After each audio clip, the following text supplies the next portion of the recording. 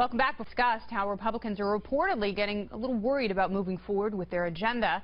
And we are talking about some seriously big-ticket items here. Healthcare, of course, tax reform, and job creation, not to mention infrastructure spending. So are Republicans truly nervous? Well, let me ask one of them right now. I've got a specimen in my grasp. It's Kentucky Republican Congressman Thomas Massie. Welcome back, Congressman. Hey, how you doing, Kennedy? I am intrigued and, like you, a little bit nervous about all the goings-on in Washington, D.C. Tell me about your view from the ground.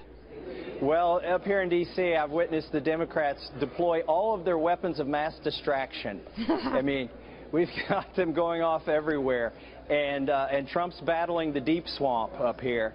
As you see people who were in the administration before and will be in the administration after trying to undermine his agenda. And I think, Kennedy, what the Democrats are really terrified of is that Trump will succeed, that he will submit a tax plan to Congress that's not revenue neutral, but actually cuts taxes and stimulates the economy. If we see our economy come back for the first time in 17 years, then Trump is going to win re-election. It's that simple. People vote with their wallets, and the Democrats are terrified that Trump will bring our economy back from the precipice. Well, it's interesting because one of the things that I've actually heard is Democrats are slowing themselves down a little bit because if they are successful in dethroning this president, then they'll have a more effective president in Mike Pence, who obviously has better relationships and, you know, is more of an establishment politician who will work the system quite differently and more efficiently, which thwarts Democratic resistance. But I want to ask you about a good friend of yours, one of your colleagues, Representative Justin Amash from Michigan. He basically said, according to Mediaite, he gave a quote to reporters that if the contents of the Comey memo are in fact true, that may be ground for impeachment. Do you agree with that statement? You know, I don't. I just talked to my buddy, Justin Amash, on the floor of the House there, and he qualified his statement, if it's true, right? Yeah. So what we're talking about here is a verbal conveyance of an alleged memo from an unnamed associate of somebody who could be described right now as a disgruntled former employee of the administration, right? Reported through a biased news source.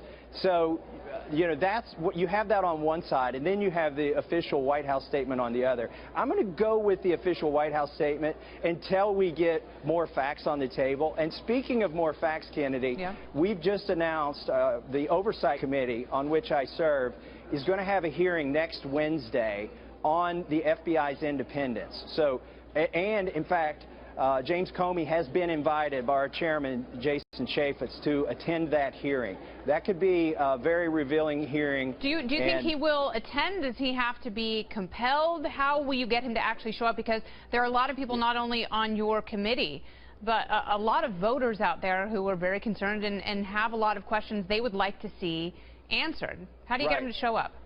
Well, we have the power of subpoena in the Oversight Committee. That's one of the unique things about the Oversight Committee. But I doubt that will be necessary. I really think there's a high chance, a good chance, that James Comey will want to attend. He's conveyed, at least through intermediaries, that he's interested in testifying in a formal setting. Yeah, and do you think, is there a chance, and what is the feeling among some of your Republican counterparts? Do you think the former FBI director is lying?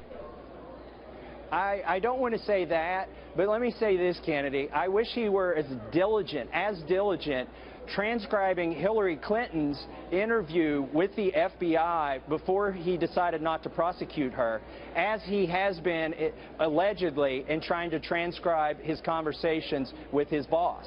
Literally, when he interviewed Hillary Clinton, he made sure there was no transcript and no recording of the interview. We found that out, much to our frustration, in the Oversight Committee last summer. Yeah. And so hopefully, you know, he'll be he'll be forthcoming, but you have to question, why was he going back and transcribing his conversations with the President of the United States? And if he did think there was something, illegitimate, he was under a legal obligation. If he thought there was evidence of a crime there, he was legally obligated to submit that to the Department of Justice, which, as far as I know, he did not. So those are some of the questions I think we will ask. We've got a great committee there. And by the way, I know this sounds a little bit corny, but if you have viewers who want questions asked of James Comey, go to my Facebook page, Congressman Thomas Massie, the official page, and post your questions there. I'll put a thread up where they can post questions. I think that's a great idea, and that's one of the things that you and Congressman Amash have done very well, is utilize social media to not only explain votes, but allow for voter interaction. And I guarantee you, knowing some of the people and having met them in your office, they will go through those questions, and I wouldn't be surprised to see some of them asked and hopefully answered. Congressman, thank you so much for your time. Appreciate it. Thank you, Kennedy.